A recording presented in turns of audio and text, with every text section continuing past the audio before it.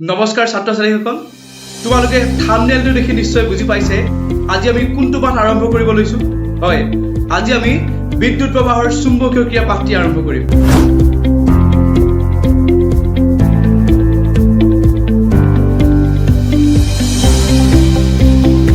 আজি এই খণ্ডটিত আমি এই পাঠটিৰ কিনো বিষয় আলোচনা কৰিম চাওঁ আহচোন। বিষয়সমূহ হ'ল চুম্বকৰ আৱিষ্কাৰ, আমাৰ প্ৰকৃতিত চুম্বক, বিভিন্ন প্ৰকাৰৰ চুম্বক, চুম্বক ক্ষেত্ৰ, চুম্বকীয় বলৰেখা, বিদ্যুৎ প্ৰবাহে চুম্বক ক্ষেত্ৰৰ সৃষ্টি কৰে, মেক্সৱেলৰ সোঁহাতৰ বুঢ়াগলিৰ নীতি, চুম্বকৰ আৱিষ্কাৰ। আজিৰ পৰা প্ৰায় 2000 মান বছৰ আগতে গ্ৰীক দেশৰ মেগনেছিয়া নামৰ ঠাইত মেগনেছ নামৰ এজন ভেড়াৰখী আছিল। সেই ভেড়াৰখীয়াজনে এদিন ভেড়া চৰাবলৈ যাওঁতে ভেড়াৰখীয়াজনৰ লাঠিডাল এটা শিলত গৈ লাগি ধৰিলে আৰু তেওঁ অশেষ চেষ্টা কৰি সেই শিলৰ পৰা লাঠিডাল আঁতৰাব নোৱাৰিলে। শেষত তেওঁ ভূতে ধৰা বুলি ভাবি তাৰ পৰা আঁতৰি আহি গাঁৱত মানুহক খবৰ দিলে। গাঁৱৰ মানুহ তেনেদৰে গ'ল, দা লাঠি আদি লৈ সেই শিলটোৰ ওচৰ পালেগৈ। সেই শিলটোত যেতিয়া দাৰ কোব হাতুৰি কোব দিব যায়, আটাইবোৰ একেদৰে লাগি ধৰিল। আটাইবোৰ মানুহে তেতিয়া ভয়তে তাৰ পৰা গুচি আহিল। কিন্তু শেষত এই শিলটোৰে পৰিচয় হ'ল মেগনেট, অৰ্থাৎ প্ৰাকৃতিক চুম্বক, ফাদাৰ অফ মেগনেটিজিম, অৰ্থাৎ চুম্বকৰ পিতৃ। চুম্বকৰ পিতৃ বুলি উইলিয়াম জিলবাৰ্টক কোৱা হয়। তেওঁ এজন এষ্ট্ৰনমাৰ লগতে ফিলচফাৰো হয়। তেওঁ পোনপ্ৰথমে প্ৰমাণ কৰি দেখাইছিল যে আমাৰ পৃথিৱীখন এখন ডাঙৰ চুম্বক ক্ষেত্ৰ হয়। আমাৰ প্ৰকৃতিত চুম্বক তিনি ধৰণে উৎপন্ন হয়। পৃথিৱীখনে চুম্বক ক্ষেত্ৰৰ সৃষ্টি কৰে। কিছুমান ধাতু আছে, নিকেল, কোবাল্ট আদি, এই ধাতুবোৰেও চুম্বকৰ সৃষ্টি কৰে, চুম্বকৰ ধৰ্ম দেখায়। লগতে আমাৰ বিদ্যুৎ প্ৰবাহ চালিত হৈ চুম্বক ক্ষেত্ৰৰ সৃষ্টি কৰে। এনেদৰে আমি প্ৰকৃতিত চুম্বক পাওঁ। দৈনন্দিন জীৱনত আমি চুম্বকক বিভিন্ন প্ৰকাৰে পাইছোঁ। বাৰ মেগনেট বা দণ্ড চুম্বক, দ্বিতীয়টো হৈছে ইউ শ্বেপ চুম্বক বা U shape magnet, horse shape magnet, oval shape magnet, cylindrical magnet, needle shape magnet, যিটো আমি কম্পাছ, যিটো দিগদৰ্শন যন্ত্ৰ, তাত আমি ইয়াক ব্যৱহাৰ কৰোঁ। ৰিং শ্বেপ মেগনেট, আমি এই ৰিং শ্বেপ মেগনেটটো আমি বিভিন্ন প্ৰকাৰৰ স্পীকাৰ হওক বা ৰেডিঅ', টেপ ৰেকৰ্ডাৰ ইত্যাদি আমি এই ৰিং মেগনেট আমি তাক ব্যৱহাৰ কৰোঁ। ইয়াৰ পিছতে আমি আহিছোঁ চুম্বক ক্ষেত্ৰ, অৰ্থাৎ মেগনেটিক ফিল্ড।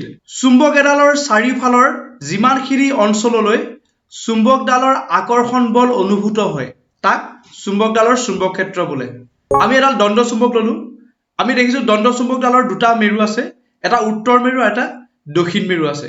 আৰু এই দণ্ড চুম্বকডালৰ ওচৰতে এটা লোৰ গজাল ল'লোঁ।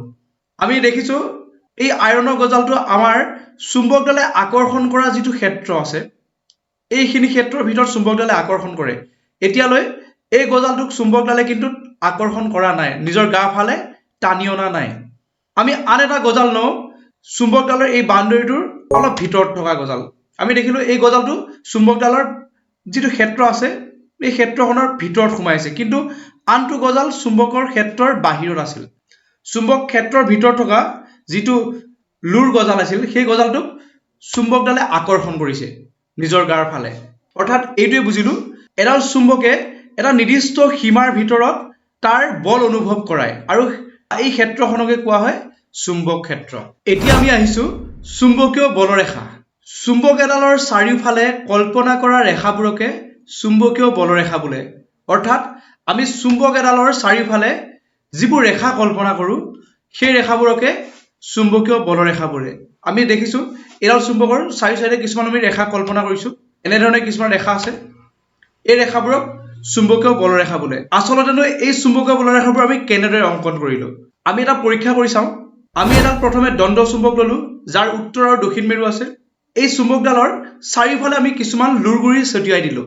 আমি যেতিয়া এই লুৰগুৰিবোৰ ছটিয়াই দিছোঁ, লুৰগুৰিবোৰে কিছুমান ৰেখাৰে পংক্তিবদ্ধ হৈছে, অৰ্থাৎ আটাইবোৰ লুৰগুৰিখন ৰেখাত লগ লাগিছে আৰু এই ৰেখাবোৰে হ'ল চুম্বকীয় বলৰেখা। এতিয়া এই চুম্বকীয় বলৰেখাৰ ধৰ্মকেইটা আমি চাওঁ। প্ৰথম ধৰ্মটো হ'ল চুম্বকীয় বলৰেখাবোৰ সদায় উত্তৰ মেৰুত ওলায় আৰু দক্ষিণ মেৰুত সোমায়।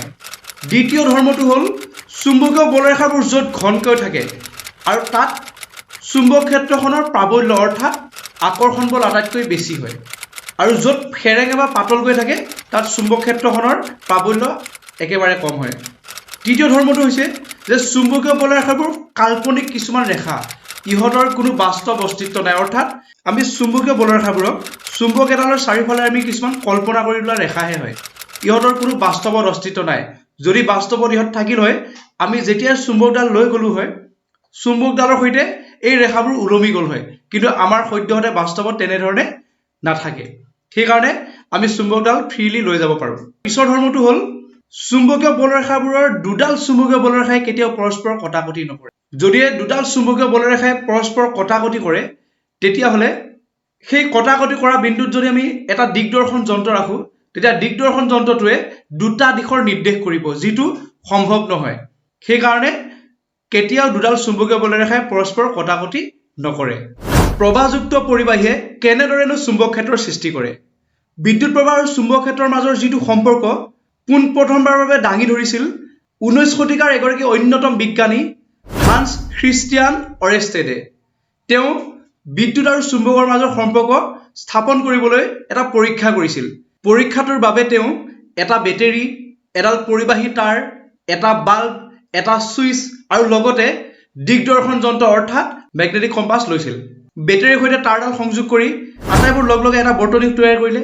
আৰু বৰ্তনীটো তৈয়াৰ কৰাৰ পিছত তেওঁ যেতিয়াই ছুইচ অন কৰে, পৰিবাহীডালৰ মাজেৰে প্ৰবাহ চালিত হয়। আৰু প্ৰবাহ চালিত অৱস্থাত সেই দিগদৰ্শন যন্ত্ৰটো পৰিবাহী তাঁৰডালৰ কাষলৈ লৈ যোৱা হয়। তেতিয়া দিগদৰ্শন যন্ত্ৰৰ যিডাল নিডল আছে, সেই নিডলডাল লৰচৰ হ'বলৈ ধৰে। আকৌ প্ৰবাহ বন্ধ কৰি দিয়াৰ পিছত আকৌ পুনৰ আগৰ অৱস্থাত গুচি যায়। আকৌ যদি প্ৰবাহ চালিত কৰা হয়, তেন্তে পুনৰ নিডলডাল লৰচৰ হয়। প্ৰবাহ বন্ধ কৰিলে আকৌ পুনৰ আগৰ অৱস্থাত গুচি যায়। যিহেতু দিগদৰ্শন যন্ত্ৰৰ নিডলডাল চুম্বকীয় হয় আৰু প্ৰবাহ চালিত অৱস্থাত পৰিবাহী তাঁৰডালৰ চাৰিওফালে চুম্বক ক্ষেত্ৰৰ সৃষ্টি হৈছে, সেইবাবে নিডলডাল লৰচৰ হৈছিল। আৰু যেতিয়াই প্ৰবাহ বন্ধ কৰা হ'ল, তেতিয়াই পৰিবাহীডালৰ চাৰিওফালে চুম্বক ক্ষেত্ৰৰ সৃষ্টি হোৱা বন্ধ হ'ল আৰু তেতিয়াই নিডলডাল আকৌ আগৰ অৱস্থাত গুচি গ'ল।